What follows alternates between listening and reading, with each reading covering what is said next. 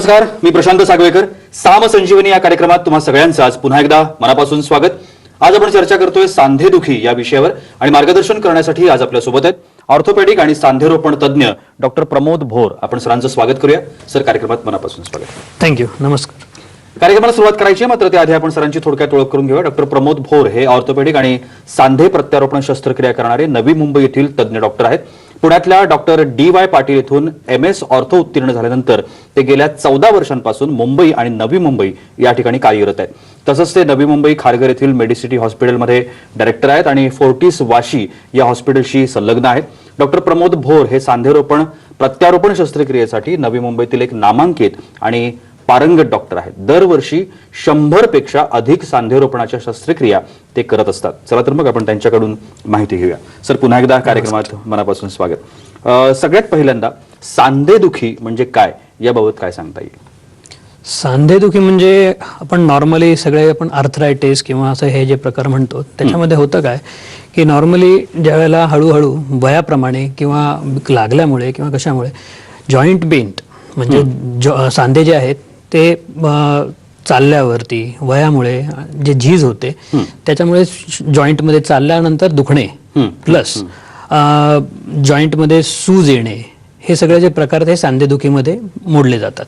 सांधेदुखी हे बऱ्याच कारणांनी होऊ शकते.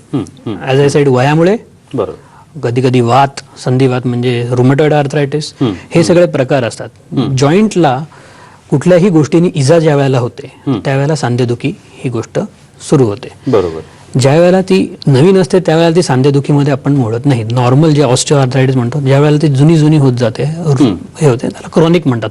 क्रॉनिक पेन त्याला सांधेदुखी असं आपण काउंट करू शकतो. म्हणजे सांधेदुखी हे क्रॉनिक नी पेन किंवा क्रॉनिक हिप पेन असे कुठलेही जॉईंट, एक किंवा अनेक जॉईंट ते सांधेदुखीच्या ह्याच्यामध्ये आपण मोडू शकतो. ह्याला सांधेदुखी म्हणतात. बरं. आणि सांधेदुखीमध्ये वेगवेगळे प्रकार, जसं तुम्ही आता उल्लेख केला, रिमॅटॉइड असेल किंवा आता अशा पद्धतीचे जे प्रकार असतात त्याच्याबद्दल काय? बरोबर. मेनली आपण जे मॅक्झिमम आमच्याकडे येणारे जे पेशंट्स आहेत त्याच्यामध्ये सांधेदुखी हा वयाप्रमाणे होणारे बदल, जे ऑस्टिओआर्थरायटिस आम्ही म्हणतो, ते सगळ्यात जास्त हा प्रमाण पाहिला जातो. त्यानंतर रुमॅटॉइड आर्थरायटिस किंवा गावठी आर्थरायटिस, ज्याच्यामध्ये युरिक ऍसिड वाढल्यामुळे आर्थरायटिस होतं, हे सगळे हे पाहिले जातात. ऑस्टिओआर्थरायटिस हा जो प्रकार आहे ह्याच्यामध्ये कॉमनेस्ट जॉईंट जो इन्व्हॉल्ड असतो तो म्हणजे गुडघा. ओके. सगळ्यात मॅक्झिमम आपला जो जॉईंट हे ज्याच्यामध्ये त्रास होतो तो म्हणजे गुडघा. रिझन वेट बेरिंग जॉईंट आहे, त्याच्यामध्ये मॅक्झिमम वेट पडतं, मुवमेंट असते आणि आपला महत्वाचा जॉईंट म्हणजे गुडघा आहे. त्यामुळे गुडघा जॉईंट हा सगळ्यात जास्त कॉमनली पाहिला जातो. ऑस्टिओआर्थरायटिस म्हणजे एज प्रमाणे होणारे जे बदल आहेत त्याच्यामध्ये होतं काय की प्रत्येक जॉईंटमध्ये 2 किंवा 3 बोन असतात. जसं गुडघा आपण पकडला तर त्याच्यामध्ये 3 बोन्स असतात. बरोबर. सो मांडीचं हाड, पायाचं हाड, तर त्याच्यावरती बोनवरती कार्टिलेज असतं. म्हणजे ते कार्टिलेज आहे जे वयाप्रमाणे वगैरे वगैरे कार्टिलेज हे झीज होत जाते, कार्टिलेज हे खराब होतं. ते कार्टिलेज नॉर्मली स्मूथ मुवमेंट देण्यासाठी असते. जसं जसं वय वाढतं त्याप्रमाणे ते कार्टिलेज खराब होतं. मग आपल्याला हाडावर हाड घासायला लागतं, त्याला फ्रिक्शन होऊन ते पेन वाढतं.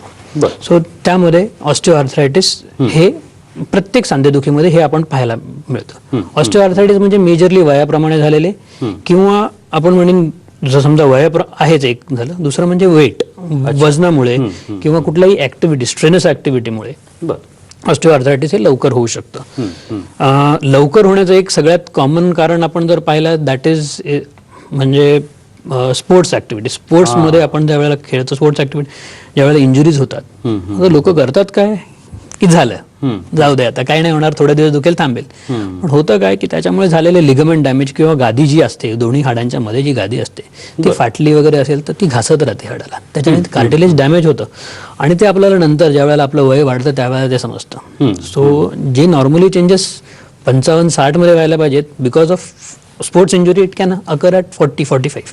त्यामुळे आर्थरायटिस हे लवकर होण्याचं कारण वेट एक झालंच, डेफिशियन्सी दुसरं झालं, पण सगळ्यात कॉमन कारण एक हे पण बघू शकतो sports injuries, untreated sports injuries. दुसरं प्रकार जो आहे हा मी सांगितलं तुम्हाला ऑस्टिओआर्थरायटिस म्हणजे नॉर्मल वयाप्रमाणे होणारे. बरोबर. दुसरा प्रकार म्हणजे सगळ्यात त्याच्यानंतर पाहिला जातो तो म्हणजे रुमॅटॉइड आर्थरायटिस म्हणजे संधिवात. आता संधिवात हा जो प्रकार आहे आपण म्हणू शकतो की हा एक जॉईंट नाही, हा अनेक जॉईंट्सला इन्व्हॉल्व करतो. म्हणजे हा फक्त वेट बेअरिंग जॉईंटला नाही, म्हणजे गुडघाच नाही, आपण संधिवात हा सगळ्या जॉईंट्सला इन्व्हॉल्व करू शकतो. हाताच्या फिंगर्स मॉर्निंगमध्ये स्टिफनेस दिसेल आपल्याला, मल्टिपल जॉईंट पेन दिसतं, म्हणजे सगळे जॉईंट्स अकडतात, दुखले जातात, सकाळी सकाळी उठायला माणसाला त्राण येत नाही. हे सगळे आपण संधिवातामध्ये कॉमन सिम्पटम्स पाहतो. पण संधिवात होतो कशामुळे? त्याचं सगळ्यात म्हणजे सिंपल रिझन आहे, संधिवात हा शरीरामधनच होतो. आपल्या शरीरामध्ये नॉर्मली एक इम्युन सिस्टीम आपण म्हणतो, आजकाल कोविडमुळे इम्युन सिस्टीम बऱ्यापैकी माहीत झालेली आहे. So immune system is to protect body from, म्हणजे बॉडीला दुसऱ्या जंतूंपासून वगैरे आपल्याला प्रोटेक्ट करण्यासाठी इम्युन सिस्टीम असते. पण ज्यावेळेला आपली इम्युन सिस्टीमच आपल्या थोडीशी अगेन्स्ट हे जाते, त्यावेळेला ती जाऊन जॉईंटमध्ये इम्युन अँटीबॉडीज बनवते, ती जे जाऊन जॉईंटमध्ये आपल्या कार्टिलेजला नष्ट करते. ज्या वेळेला ती कार्टिलेजला नष्ट करायला लागते त्यावेळेला रुमॅटॉइड आर्थरायटिस हा एक प्रकार येतो. रुमॅटॉइड आर्थरायटिसमध्ये त्यामुळे सगळे जॉईंट्स इन्व्हॉल्व होतात. त्यामुळे पण जे गुडघेदुखी वगैरे जे आम्ही वेट बेरिंग जॉईंट म्हणतो गुडघ्याचा, हे लवकर सुरू होतं. म्हणजे ऑस्टिओआर्थरायटिस म्हणजे जे वयाप्रमाणे होणारे जे बदल आहेत त्या लोकांना लवकर सुरू होतं. अगं लवकर होण्याचं कारण गुडघेदुखी, सांधेदुखी हे रुमॅटॉइड आर्थरायटिस आहे. सो रुमॅटॉइड आर्थरायटिस हे ट्रीटेबल आहे, हे आहे, पण आपल्याला त्याच्यामध्ये पेशन्स लागतो. त्यामुळे रुमॅटॉइड आर्थरायटिस हा एक वेगळा कारण. अजून जर सांधेदुखीचे कारण म्हणायला गेलो तर there are many other reasons, जसं गाऊट म्हणा, युरिक ॲसिड वाढल्यामुळे ते युरिक ॲसिड क्रिस्टल जाऊन जॉईंटमध्ये डिपॉझिट होतात आणि त्यामुळे हळूहळू जॉईंट ची आर्थरायटिस निर्माण होतं किंवा सांधेदुखी वाढते. बरोबर, हे काही कारणं झाली. सर, लक्षणांच्या बाबतीमध्ये काय सांगता येतं? कारण बऱ्याच वेळेला असं होतं ना की आपण जे म्हणतो की पेनिंग होतंय किंवा दुखतंय, पण ते मग गुडघ्यामधलं दुखणं असेल किंवा सांध्यांमधलं दुखणं असेल, हे नेमकं कोणत्या कारणांमुळे, जे लक्षणं म्हणतो आपण की बाबा साधारणतः सगळ्यात सुरुवातीचं लक्षण म्हणजे नॉर्मली बसून उठताना हे पेन सुरुवातीला होतं की मॅक्झिमम समजा आपण बसलोय आणि त्यानंतर उभे राहतो, बरोबर, त्यावेळेला सर्वात पहिलं हे पेन पकडलं जातं. स्टँडिंग फ्रॉम सिटिंग पोझिशन म्हणजे बसून उठताना हे मॅक्झिमम सुरू होतं. खूप वेळ समजा मूवीला बसलोय किंवा ऑफिसमध्ये खूप वेळ बसलोय आणि त्याच्यानंतर उभे राहतो आपण, दुखायला सुरू होतं. स्टेप क्लाइम्बिंगला दुखणं सुरू होऊन जातं. हे सुरुवातीची लक्षणं झाली. हे नॉर्मल सांधेदुखींची लक्षणं आहे. त्याचबरोबर हळूहळू ज्या वेळेला आपण वॉकिंग जास्त करायला लागतो त्यावेळेला पेन जास्त होतं. प्लस कधी हळू लिगमेंट्स आपले जे आहेत ते लवकर पेन व्हायला लागतं. पायामध्ये खाली दुखणं जातं, म्हणजे काफ पेन, गुडघ्याच्या खाली हे दुखायला लागतं. मांडीमध्ये दुखणं सुरू होतं. गुडघा जॉईंट अडकल्यासारखा वाटतो. ओके, कधी कधी बसून उठताना वाटतं की आपला जॉईंट अडकतोय, अडकल्यासारखा वाटतो, लॉक झाल्यासारखा वाटतो. दुसरं म्हणजे आवाज यायला लागतो गुडघ्यामध्ये, क्रेपिटस, थोडासा आवाज गुडघ्यामध्ये क्रेपिटस यावा लागतो. थोडं वाढल्यानंतर मग आपण काही हे बघतो की आपण गुडघा आपला पूर्ण सरळ होत नाही. प्राथमिक अवस्थेतला आपण म्हणू शकतो ही सगळी लक्षणं. प्राथमिक अवस्थेत मॅक्झिमम इज जॉईंट, म्हणजे सुरुवातीला उठलं की पेन होणार, थोडं चाललं की बरं वाटायला लागतं. पण आपण त्याच वेळेला जर ही पकडलं ना सांधेदुखी, त्याच वेळेला आपण जर ती डायग्नोज केली ज्या वेळेला सुरुवातीला, तर बरेचसे गुडघे मी म्हणेन वाचू शकतात. शस्त्रक्रियेपर्यंत जाण्याची गरज नाही पडत. तर लोक करतात काय की नाही, हे वयाप्रमाणे होणारच आहे, जाऊ दे, आपण आपल्या कामात आहोत, जाऊ दे, नंतर पाहूया, आणि त्यामुळे ते दुखणं वाढतात. बरं सर, निदानाच्या बाबतीमध्ये काय सांगता येईल? कारण डायग्नॉस, कुठल्याही आजाराचं डायग्नॉस ही खूप महत्वाची गोष्ट असते. सांधेदुखीच्या बाबतीमध्ये तुम्ही ते कसं करत असता? तर बेसिकली सांधेदुखीचं जसं मी सांगितलं की एव्हरीबडी, म्हणजे सगळ्यांनी, लोकांनी पण ते समजलं पाहिजे की सिम्पटम्स काय. जसं मी आता मगाशी तुम्हाला सिम्पटम्स सांगितले की बसून उठल्यावरती दुखणे, बसून उभं राहिलं की दुखायला सुरू होतं. त्याच्यानंतर हे सगळे जर लवकर पकडण्यात आले, त्यांनी हे केलं तर आपण पाहू शकतो. मग मला त्याच्यामध्ये जर माझ्याकडे आलेला पेशंट आहे त्याला मी पाहिलं तर त्याचा गुडघा वाकला आहे की नाही, बेंड झालाय की नाही, त्याचे लिगमेंट्स इंटॅक्ट आहेत की नाही, बरोबर, म्हणजे कुठला लिगमेंट इंजुरी तर नाहीये. निदान करण्यासाठी ज्या वेळेला आम्ही एक्झामिन करतो त्याच्यामध्ये पाहतो की गुडघा गरम आहे का, गुडघा लालसर झालाय का, किंवा काही त्याच्यामध्ये बोन्स, हाडं कधी कधी वाढलेल्यासारखं दिसतात, म्हणजे we can feel some crepitus in everything. Plus गुडघ्याची मुवमेंट किती आहे, पूर्ण हालचाल होते का, म्हणजे पूर्ण गुडघा पूर्ण सरळ होतो, वागतो, हे पाहणं, चालता किती येतं पेशंटला. त्याचबरोबर आपले जसे एक्सरेज त्यानंतर, म्हणजे मी आय मीन से की प्रत्येक पेशंटला मी एक्सरे ॲडवाइस नाही करणार, बट ज्यांना त्रास जास्त आहे त्यांना मग आपण एक्सरे पाहणे, यंग पेशंट्समध्ये आपण MRI करून घेऊन जसे लिगमेंट इंजुरीज आहेत, मेनिस्कस इंजुरीज आहेत, हे रूल आउट करणे हे फार महत्त्वाचं राहतं निदानाबाबतीत, की निदान का आहे हे महत्त्वाचं आहे. त्याचबरोबर जसं रुमॅटॉइड आर्थरायटिस जर असेल, संधिवात जो म्हणतो, त्याच्यामध्ये काही ब्लड इन्व्हेस्टिगेशन्स करून पाहणे की किती वाढलेलं आहे रुमॅटॉइड, वेदर इट बाकीच्या जॉईंट्समध्ये किती त्रास आहे, कुठल्या जॉईंट्समध्ये जास्त त्रास आहे, मग त्याप्रमाणे त्या जॉईंट्सला आपल्याला ट्रीट करणं हे महत्त्वाचं आहे. सो पहिलं आहे की निदान करणे, आणि दुसरं म्हणजे निदानाबरोबर ते क्वांटिफाय करणे की कितपत जॉईंट खराब आहे किंवा कितपत पेशंटला त्रास होतोय.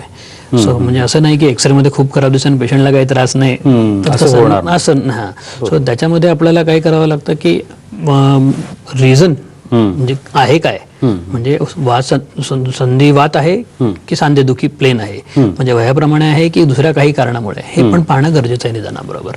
सो कारण ट्रीटमेंट ही शेवटी मुळाचं आहे, म्हणजे काय कशामुळे झालंय ह्याची ट्रीटमेंट करणं जास्त महत्त्वाचं आहे. अर्थात, म्हणजे त्याच्याशिवाय तुम्हाला मुळावरती हे काम करणं कठीण जास्त.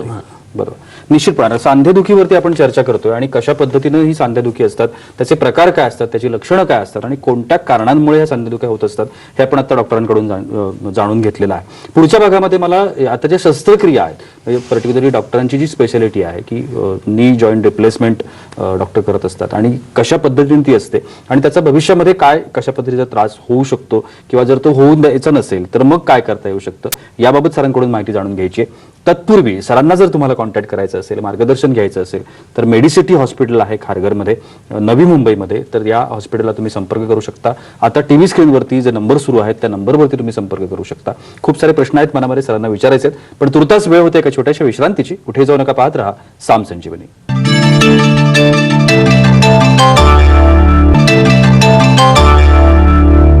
विश्रांतीनंतर साम संजीवनीमध्ये तुम्हा सगळ्यांचं पुन्हा एकदा मनापासून स्वागत. सांधेदुखी या विषयी आपण चर्चा करतोय आणि orthopaedic surgeon doctor Pramod Bhor आपल्याला मार्गदर्शन करतात. सर, आता मला आता ज्या तुम्ही शस्त्रक्रिया करता, उपचार जे करता, त्याकडे यायचंय. सगळ्यात पहिल्यांदा नी जॉईंट आपण जे म्हणतो, ते नी जॉईंट म्हणजे नक्की काय? नी जॉईंट म्हणजे कॉमनली आपण मराठीत जसं गुडघा म्हणू त्याला नी जॉईंट आपण म्हणतो. तर त्याच्यामध्ये 3 बोन्स असतात, 3 हाडं असतात. नंबर 1 म्हणजे मांडीचं हाड, त्याला फिमर म्हटलं जातं. पायाचं हाड त्याला टिबिया म्हटलं जातं. आणि वरची जी वाटी आहे त्याला पटेला म्हटलं जातं. ओके. एनी जॉईंट म्हणजे कुठलाही जॉईंट तो एक हिंज जॉईंट आहे, त्याला एकाच अँगलमध्ये मुवमेंट आहे, फ्लेक्शन आणि एक्सटेन्शन. सो दोन्ही जी हाडं आहेत, तिन्ही जी हाडं आहेत त्यांच्यावरती एक कव्हरिंग असते, त्याला कार्टिलेज म्हटलं जातं. तो कार्टिलेज स्मूथ मुवमेंट देतं. नी जॉईंटची स्टेबिलिटी जी आहे ती लिगमेंट्सनी पूर्णपणे कव्हर केली जाते. प्लस नी जॉईंटमध्ये स्मूथ मुवमेंट होण्यासाठी गाद्या असतात, मेनिस्कस आम्ही ज्याला म्हणतो, त्यांनी स्मूथ मुवमेंट ह्या जॉईंटची होते. तो नी जॉईंट हा एक वेट बेरिंग जॉईंट आहे, ज्याच्यामध्ये वजन आपले पडतं, त्यामुळे तो हा जॉईंट फार जास्त महत्त्वाचा आहे आणि त्यामुळे त्याची झीज पण लवकर होते आणि सगळ्यात जास्त त्यामुळे कंप्लेंट्स पण होतात. कारण पेन ही सगळ्यात कॉमन कंप्लेंट आहे, त्यामुळे नी जॉईंटमध्ये सगळं शरीराचं वजन पडल्यामुळे त्याच्यामध्ये मॅक्झिमम पेन आणि मॅक्झिमम कंप्लेंट्स ही नी जॉईंटमध्ये होतात आपल्या. की तो एक हिंज जॉईंट आहे. तो नी joint is the most important, one of the most important joint of the body असं मी म्हणेन. आणि सर, गुडघे प्रत्यारोपण शस्त्रक्रिया आपण ज्याला म्हणतो, आता ही गुडघे प्रत्यारोपण शस्त्रक्रिया ज्याला टोटल नी रिप्लेसमेंट आपण म्हणतो, तर ते म्हणजे नक्की काय असतं? टोटल नी रिप्लेसमेंट म्हणजे जे खराब झालेलं कार्टिलेज आहे. सी, नी रिप्लेसमेंट हे का करतो हे समजणं फार महत्वाचं आहे. बरोबर. नंबर 1, नी रिप्लेसमेंट सर्जरी ही यंग पेशंटमध्ये आपण करत नाही. It is for always an elderly age group. मला बरेचदा पेशंट माझे म्हणतात, माझं तर वय एवढं, आता मी काय करू, कशासाठी करू? पण ही सर्जरी आहे ही वयस्कर लोकांसाठीच मेजरली केली जाते. कधी कधी यंगर पेशंट्समध्ये कधी तरी काही इंडिकेशन पण ते असू शकतात. ऍक्सिडेंटच्या केसेसमध्ये वगैरे जास्त ऍक्सिडेंट असू केसेसमध्ये नाही. नी रिप्लेसमेंट हे ऍक्सिडेंट केसेसमध्ये नसते. हे कॉमनली वयाप्रमाणे झालेले झीज किंवा संधिवातामुळे खराब झालेले गुडघे ह्यांच्यासाठी असते. बरं, ओके. ऍक्सिडेंटमध्ये झालेल्या केसेसला आम्ही हाड जागेवर ठेवतो आणि ते प्लेट वगैरे करून त्यांना फिक्स केलं जातं. आपण नॉर्मली रिप्लेसमेंट करत नाही. अच्छा, बरं. सो नी जॉईंट रिप्लेसमेंट हे वयाप्रमाणे झालेल्या झिजेसाठी असतं, पेनसाठी असतं. कधी कधी गुडघे वाकडे झालेले असतात, त्यांना बाक आलेला असतो, पाय सरळ होत नसतो. ह्या सगळ्या गोष्टींसाठी आपण नी रिप्लेसमेंट केली जाते. मेनली नी रिप्लेसमेंट सर्जरी ही पेनसाठी असते. गुडघे दुखी जी खूप दिवसांपासून चालू आहे, ज्याला औषध गोळ्यांनी आराम पडत नाहीये, अशा गोष्टींसाठी आपण नी रिप्लेसमेंट केली जाते. सो हे समजणं फार महत्वाचं आहे. तर त्याच्यामध्ये करतो काय, जी दोन्ही बोन्स आहेत, म्हणजे मेनली जे मांडीचं हाड आणि पायाचं हाड ज्याच्यावर आपलं वजन पडतं, त्याचं कार्टिलेज खराब झालेलं असतं. ते कार्टिलेज आपण साफ करतो आणि त्याच्यावरती दोन्ही साईडनी प्लेट्स बसवले जातात, ज्या विचार मेटलचे असतात त्या, आणि त्याच्यामध्ये पॉलिइथिलीन किंवा प्लास्टिकचा एक स्पेसर ठेवला जातो. हे करताना आपण हे पाहिलं जातं की गुडघा जो बेंड झालेला आहे किंवा बाक आलेला आहे तो सरळ होतो. म्हणजे वजन जे आहे ते गुडघ्याच्या सेंटरमधनं पडायला पाहिजे परत. प्लस जे लिगमेंट्स इम्बॅलन्स झालेले असतात बेंड झाल्यामुळे किंवा हे झाल्यामुळे ते परत बॅलन्स केले जातात. त्यामुळे गुडघ्याचे जी बाक आहे ते पण क्लिअर होतं, वजन सेंटर मधनं पडतं आणि लिगमेंट्स पण बॅलन्स झाल्यामुळे त्यांचं बॅलन्सिंग झाल्यामुळे पाय सरळ होतो आणि त्याला चालायला पेशंटला त्रास होत नाही. त्यामुळे नी रिप्लेसमेंट हे फक्त हे नाही की आम्ही हाडं बदलत नाहीत, त्याच्यावरती जी आपली मांडीची हाड तिथेच राहत आहे. होतं काय change is the cartilage which is causing friction. Cartilage खराब झालेलं आहे, ते आपण फक्त तिथे नवीन बसवतो आणि त्यामुळे फ्रिक्शन कमी होतं, हाडाचे झीज घासणे हे कमी होतं आणि त्यामुळे दुखणं कमी होऊन जातं. आणि इन जनरली दोन्हीचं करता येऊ शकतं, म्हणजे समजा दोन्ही गुडघे खराब झाले डेफिनेटली करता येऊ शकतं. आय वुड से की कॉमनली मी दोन्ही गुडघे एकत्रच केले जातं जास्त, कारण फ्रँकली स्पीकिंग दोन्हींचं वय जवळजवळ सारखं असतं. तो अप्रॉक्सिमेटली बऱ्याच लोकांचे दोन्ही गुडघे सारखेच खराब झालेले असतात, थोडे कमी मागे जास्त. फायदा असा असतो पेशंटला की पेशंटचा स्टे वगैरे हॉस्पिटलमध्ये बऱ्यापैकी कमी राहतो. अच्छा, दोन्ही एकत्र केल्यामुळे रिकव्हरी टाइम सेम राहतो. असं नाही की एका गुडघ्याचं केलं तर रिकव्हरी लवकर होते आणि दोन्हीचं केलं तर रिकव्हरी लेट होते. नाही, जरी मी रिप्लेसमेंट सिंगल नी केला एका दिवशी किंवा दोन्ही केले एका दिवशी, पेशंट दुसऱ्या दिवशी उभं राहणार म्हणजे राहणार. म्हणजे आज रिप्लेसमेंट केलं, patient has to stand next day morning. दोन्ही केले तरी पण आणि एक केलं तरी पण. सो त्याच्यानंतर पोस्ट ऑपरेटिव्ह म्हणजे गुडघ्याच्या जे एक्सरसाइजेस वगैरे त्याच्यामध्ये ही टाइम वेस्ट होत नाही. उलट एक एक केलं अवकाश देऊन तर पेशंटचं रिकव्हरी लेट होतं. हा, कधी कधी आय विड से की ज्या वेळेला पेशंट, जसे मी सांगितलं की हे सगळे पेशंट्स नॉर्मली वयस्कर असतात, ज्यांचं काही हार्ट कंडिशन्स किंवा डायबिटीज ह्या सगळ्या गोष्टींमुळे जर मला कोणी फिजिशियननी फिटनेस दिला नाही, देन मी म्हणू शकतो की मी I would prefer to go for 1 knee at a time. Only those cases 1 knee at a time. किंवा ज्यांचा समजा एक गुडघा खूपच छान आहे आणि त्याला गरज नाही तर डेफिनेटली, कारण कधी कधी ऍज अ सेड मगाशी मी बोलताना सांगितलं की स्पोर्ट्स इंजुरीज असतात. सो निग्लेक्टेड स्पोर्ट्स इंजुरीज मध्ये एकच गुडघा खराब झालेला असतो. So in those cases we operate only a single knee. बरोबर सर. पार्शल पण आपण करू शकतो ना? पार्शलनी हे लवकर केलं जातं. जसं आय सेड की 2 बोन्स आहेत मेनली, फिमर आणि टिबिया. तर ज्या वेळेला आतल्या बाजूला कधीही सुरुवात होते गुडघे दुखीची, त्यावेळेला ती आतल्या बाजूला सुरुवात होते, मांडीच्या आतल्या बाजूनी दुखायला लागतं. आतला जॉईंट ज्या वेळेला फक्त खराब होतो, तिथला जॉईंट स्पेस ज्या वेळेला कमी झालेला असतो, त्यावेळेला आम्ही फक्त आतली बाजू चेंज करतो. मग त्याच्यामध्ये काय होतं की परत अलाइनमेंट क्लिअर होते, only half the joint is change, patient can walk straight sit, त्यांना सगळं करता येतं. सो पार्शल नी रिप्लेसमेंट ही स्टार्टची सर्जरी आहे. फर्दर ऑन जर समजा लागलंच पेशंटला 10-15 वर्षानंतर रिव्हिजन लागलंच, तर मग त्यावेळेला partial knee can be easily convert to total knee. बरोबर. पण हे आता जे तुम्ही म्हटलं पार्शलच्या बाबतीमध्ये, तेच टोटलच्या बाबतीमध्ये पण होऊ शकतं का? म्हणजे 15-20 वर्षानंतर डेफिनेटली होऊ शकतं. त्यामुळे आय सेड की म्हणून आम्ही ही सर्जरी यंगर पेशंटमध्ये नॉर्मली आपण अवॉइड करतो. रिझन इज की रिव्हिजन लागणे हे लागू शकतं, असं मी म्हणत नाही की कधीच लागणार नाही. अच्छा. रिव्हिजन जे म्हणतो लागू आपण शकतं. डेफिनेटली पण साधारणतः तो कालावधी काय पकडला? See according to the studies it is 10 to 15 years. Okay. आपण म्हणू शकतो ऍक्टिव्हिटीवरती डिपेंडंट अवलंबून आहे पेशंटच्या. जर पेशंटने चांगले वापरला तर गुडघा तर वन्स इन अ लाईफ टाईमच असतो नॉर्मली.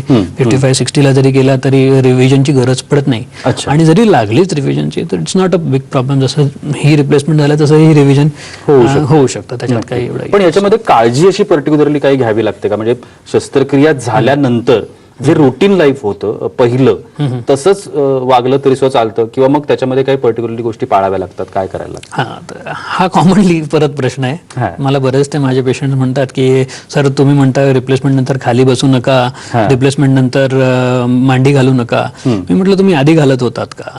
म्हणजे बेसिकली सांगण्याचा उद्देश असा की यू कॅनॉट कम्पेअर की तुम्ही 25 वर्षाचे जे होते तुम्ही आता 60 वर्षाचे असताना सेम गोष्टी करू शकता. हे कम्पॅरिझन चुकीचं आहे. सो पेशंटला दुखी असते, सांधेदुखी असते, त्यावेळेला आम्ही सुरुवातीलाच सांगतो की मांडी घालायची नाही, खाली पायावर बसायचं नाही. हे प्रिव्हेन्शनसाठी आहे की सांधे रिप्लेसमेंट लागू नये आपल्याला म्हणून. त्याच्यासाठी म्हणून हे प्रिव्हेन्शनसाठीच मांडी न घालणे, खाली पायावर न बसणे हे आपण बंद करायला सांगतो. पण पेशंट्स काय करतात, ते ऐकत नाहीत, त्यांचं खाली बसणे वगैरे चालू असतात. काही लोक तर बऱ्याच लोकांनी अवॉइड केलेलं असतं, तरी पण नी रिप्लेसमेंटच्या नंतर खाली बसणे हे त्यांना पाहिजे असतं. दॅट इज मुवमेंट एवढी असते की तुम्ही करू शकता, पण ते करू नये, त्यामुळे गुडघा चांगला राहू शकतो. सो रिप्लेसमेंट नंतर चालायला कितीही चाला, यू हॅव नो प्रॉब्लेम, तुम्हाला चालायला पेन होणार नाही, हे नाही. तुमची मुवमेंट एवढी आहे की तुम्ही खाली बसू शकता, मांडी घालू शकता, पण ते करू नये, कारण आपले जॉईंट जो आहे तो चांगला टिकावा. जसं तुम्ही मला मगाशी विचारले की किती वर्षानंतर रिव्हिजन लागतं, तुम्ही जर मांडी घातली नाही, खाली पायावर बसले, तुमचा जॉईंट चांगला टिकेल. सो तो चांगला टिकवण्यासाठी म्हणून आपण त्या प्रकारे काळजी घेणं आणि थोडेसे व्यायाम म्हणजे बेसिक नी एक्सरसाइजेस जर रेग्युलरली केले तर आपल्याला, मला नाही वाटत की रिव्हिजनची गरज पडते. निश्चितपणानं. सर, आता ही शस्त्रक्रिया यशस्वी करण्यासाठी कोणत्या गोष्टींची आवश्यकता आहे असं जर विचारलं तर काय सांगता येईल? एक सिंपल गोष्ट म्हणजे पहिलं एक तर बेसिक सर्जन असायला पाहिजे. सर्जरी आहे ती एक्सपर्ट सर्जन असायलाच पाहिजे. That is one thing. Number 2, operation theatre, a good operation theatre. मी हे म्हणत नाही की खूप मोठं हॉस्पिटल किंवा हे असायला पाहिजे, असं काही गरज नाही, पण प्रोटोकॉल हे फार महत्त्वाचा राहतो की जिथे प्रोटोकॉल फॉलो होतात सगळे रिप्लेसमेंट बद्दल किंवा ओटी क्लिनिंग म्हणा की ओटी स्टाफ म्हणा, आणि ह्या सगळ्या गोष्टींबद्दल जिथे प्रोटोकॉल फॉलो होतात, operation theatre with good AC and everything should be there. That हे 2 प्रिरिक्विजिट्स मी म्हणेन इन ऑपरेशन थिएटर ह्याच्यासाठी आवश्यक आहेत. तिसरं म्हणजे मोटिवेटेड पेशंट, हे सगळ्यात महत्वाची गोष्ट आहे. बरोबर. म्हणजे काय केलं जातंय आपल्यावर, म्हणजे बऱ्याचदा काय होतं, आईचं पेन, आईला पेन आहे म्हणून मुलं घेऊन येतात, पण आईची इच्छाच नसते. तुम्ही बऱ्याचदा सांगतो त्यांची जोपर्यंत इच्छा नाहीये तोपर्यंत नाही, कारण मी आज ऑपरेट करणार, माझं झालं, बरोबर, okay, 90% of my work is done once she is operated, आणि त्याच्यानंतर पुढे काय करायचं. पण त्याच्यानंतर पुढे त्या शस्त्रक्रियेची जी सक्सेस आहे that is on the patient. त्यांनी जर व्यायाम नाही केले तर काय, त्यांनी दुसऱ्या दिवशी मला सपोर्ट देऊन त्यांना चाललंच पाहिजे. ते जर चाललं नाहीत, so that is why motivated patient. पेशंटला माहिती पाहिजे आपल्याला काय मिळणार आहे. म्हणजे हे नाही मिळणार की मी स्पेसिफिकली सांगतो तुम्हाला वय आहे 60 त्याप्रमाणे चालाल, असं नाही की तुम्ही 25 चाला, तुम्हाला दुखणार नाही. आता जे दुखतं चालताना ते तुम्हाला दुखणार नाही. बरोबर. असं नाहीये की तुम्ही पळायला लागाल किंवा काय. त्यामुळे पोस्ट ऑपरेटिव्ह ऑपरेशनच्या नंतर तुम्ही व्यायाम करणं हे फार महत्वाचं आहे. सो मोटिवेटेड पेशंट हा सगळ्यात महत्वाचा आहे. म्हणजे फ्रँकली स्पीकिंग, मोटिवेटेड पेशंट म्हटलं, माझा एक 87 वर्षाचा पेशंट होता. He was the most motivated patient I have ever seen. म्हणजे मी आतापर्यंत पाहिलेला. म्हणजे त्यांनी मला फिजिशियन फिटनेस देत नव्हते, but he has given me, असं लिहून दिलं होतं त्यांनी आम्हाला की नाही, मला खूप दुखतंय, माझं ऑपरेट करा, काही झालं तरी. सो असं मोटिवेशन पाहिजे. आणि he did very well for the next 4 years, आणि त्यानंतर he passed away. But he was one of the most motivated patient I have ever seen. मी कधीही पेशंटचं सांगायचो, मी त्यांची हे द्यायचं त्याला. Yes. खूप छान अशी माहिती सांधेदुखीबद्दल, आणि आजच्या कार्यक्रमाच्या माध्यमातून आपल्याला कळलं असेल की सांधेदुखी होण्याची कारणं काय आहेत, लक्षणं काय आहेत आणि ती कशामुळे होते, आणि त्याच्यानंतर जेव्हा शस्त्रक्रियेकडे आपण वळतो ती शस्त्रक्रिया कशा पद्धतीने लाभदायक असते, या संदर्भातली अधिक माहिती तुम्हाला निश्चितपणे मिळू शकते. आता टीव्ही स्क्रीनवरती जे नंबर आहेत त्याच्यावरती तुम्ही कधीही संपर्क करू शकता. सर, तुम्ही आजच्या कार्यक्रमात आलात आणि एवढी छान माहिती आमच्या प्रेक्षकांना दिलीत त्यासाठी अगदी मनापासून आभार. धन्यवाद. आणि याबरोबरच वेळ होते इथेच थांबण्याची. कुठे जाऊ नका, पाहत राहा साम टीव्ही.